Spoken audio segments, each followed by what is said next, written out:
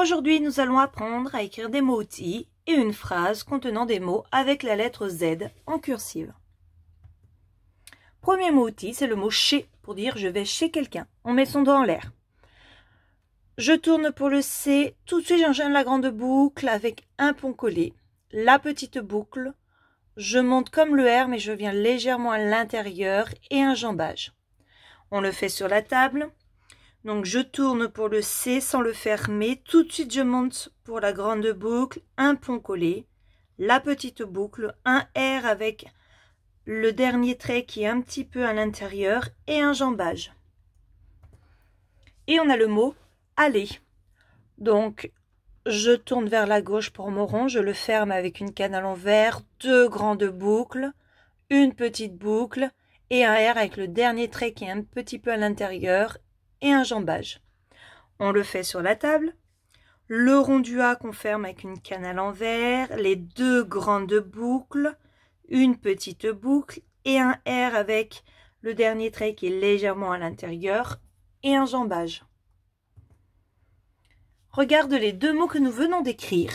Est-ce que je vais devoir lâcher le crayon pour le mot chez, le premier mot? Eh bien non, il n'y a pas de lettre ronde, donc je n'ai pas lâché le crayon. Et pour le deuxième mot, le mot aller, est-ce que je vais devoir lâcher le crayon? Eh bien non, il ne faudra pas lâcher aussi le crayon. Il n'y a pas de lettre ronde. Regarde comment j'ai écrit les mots.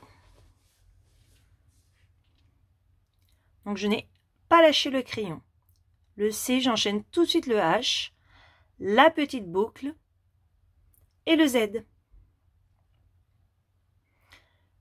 Et enfin le mot aller, où j'enchaîne les deux grandes boucles, la petite boucle et le Z. On ne lâche jamais son crayon. On s'entraîne à écrire ces deux mots sur l'ardoise blanche. Donc chez, je fais mon C, tout de suite je monte, je colle le pont, la petite boucle et le Z avec son jambage. Et enfin, c'est le mot aller. Le rond que je ferme avec une canne à l'envers, j'enchaîne deux grandes boucles, la petite boucle et le Z. Tu t'entraînes plusieurs fois à le faire sur l'ardoise blanche et quand tu es prêt, tu passes sur l'ardoise avec les lignes. Donc, chez, je commence au niveau de l'herbe. J'arrondis jusqu'à la terre. Tout de suite, je monte au ciel. Je descends bien droit, le pont collé, la petite boucle qui ne dépasse pas l'herbe et le Z qui s'enfonce dans le sol. Et enfin, le mot aller. Donc, je commence au niveau du premier interligne. Je viens tourner, je ferme mon A. Et là, j'enchaîne deux grandes boucles qui montent au troisième interligne, la petite boucle et le Z tout de suite. Je ne lâche pas mon crayon. Regarde la phrase que nous allons écrire. C'est écrit « Regardez le nez du clown ». Alors, si tu regardes le premier mot, est-ce que nous allons devoir lever le crayon? Alors oui, il y a des lettres rondes. On a le G, on a le A et on a le D.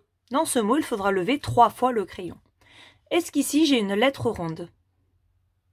Non, le petit mot le, c'est 2 boucles. Pour le mot nez, est-ce qu'il y a une lettre ronde? Non plus, donc je n'ai pas levé le crayon. Pour le mot du, après le D, est-ce que j'ai une lettre ronde? Non, donc je n'aurai pas à lever le crayon. Et enfin, pour le mot clown, est-ce que j'ai une lettre ronde? Eh oui, j'en ai une. C'est le O. Donc il faudra lever son crayon pour le O. Donc il faudra lever son crayon 4 fois. Regarde comment j'ai écrit la phrase. Donc pour le premier mot, on lève 3 fois le crayon. Là, j'ai levé le crayon. Là, je relève pour attaquer au premier interligne. Et là, j'ai enlevé encore le crayon pour attaquer au premier interligne. On laisse un petit espace entre chaque mot. Un petit espace. Là, je ne lâche pas le crayon. On fait glisser le crayon sur le cahier. Pareil pour ce mot-là, on ne lève pas le crayon. et là je lèverai le crayon après le L. Là je lâche le crayon pour faire le O. Et on n'oublie pas le petit point d'exclamation. On s'échauffe les doigts.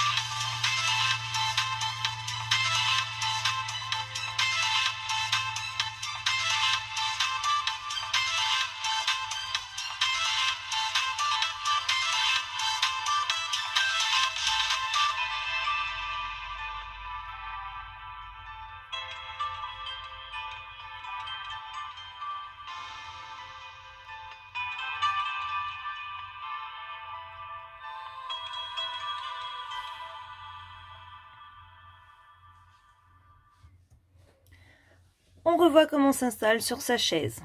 Premièrement, les pieds sont à plat sur le sol, je ne les croise pas. Deuxièmement, je suis bien assis sur ma chaise avec mes deux genoux sous la table.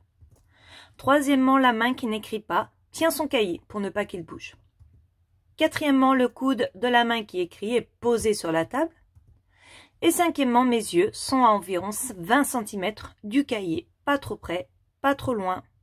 On revoit comment on tient son crayon. Tu vas venir coller les deux petits points l'un sur l'autre, ce qui donne le lapin que nous avons déjà vu.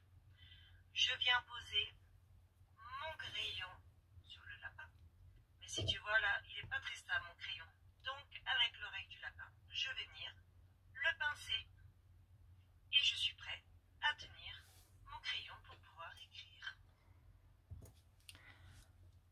Donc il faut pincer le pouce sur le côté du majeur, ensuite on vient poser son crayon dessus, et pour stabiliser, pour ne plus que le crayon bouge, je vais venir avec mon index pincer le crayon.